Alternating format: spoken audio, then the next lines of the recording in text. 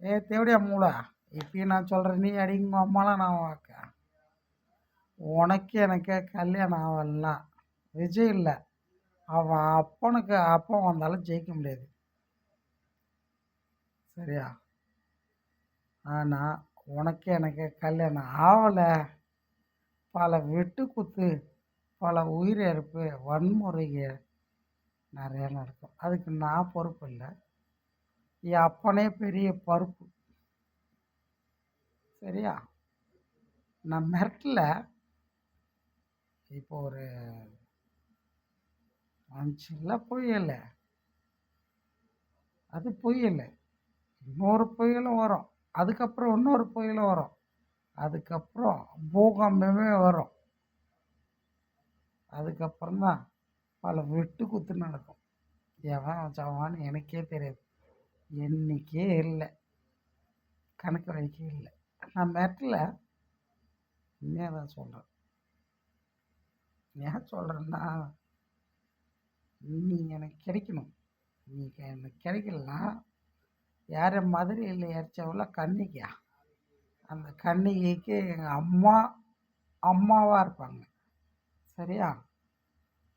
அந்த மாதிரி வயிற்றில் நான் பிறந்து வளர்ந்த நீ நாரா கூதி, லாயர் கூதி,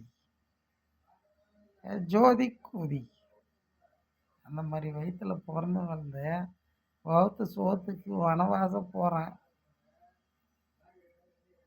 என்னோட கஷ்டம் தான் ஒரு லிஸ்ட்டு போட்டேன்னா அது டிஸ்ட்ரிக்ட் லெவலில் போகும். நான் இப்போ பயந்துக்கிட்டுலாம் பேசுகிறேன். தேவடியா குதியா, நான் ஆரம்பத்திலே சொல்கிறேன், நீ அடிங்க அம்மா நான் வாக்க ஆரம்பத்துலேருந்தே அப்படி தான் பேசுவேன். நான் எந்த ஜுன்னி பையனுக்கும் நான் பயப்பட மாட்டேன். நான் ஜெயாவுக்கு ஒரே பிள்ளை, ஆம்பளை பிள்ளை, எங்கள் அம்மா ஜெயம்மா. ஜெயம்மாவுக்கும் ராமசாமிக்கும் பிறந்த புள்ளியா, அது மட்டும் இல்லை, இன்னொரு அப்பா இருக்கும் எனக்கு. என்னடா அப்படி சொல்கிறான்னு சொல்லி பார்க்கலாம். பாஷா படத்தில் ரஜினி சொல்கிற மாதிரி என் பேர் பாஷா தான், எனக்கு இன்னொரு பேர் இருக்குது மாணிக்கம். அந்த மாதிரி என் அப்பா ராமசாமி தான், உதாரணம் தான். என் அப்பா ராமசாமி உயிர் கொடுத்தவன், உருவாக்கினவன் என் அப்பா சிவசாமி.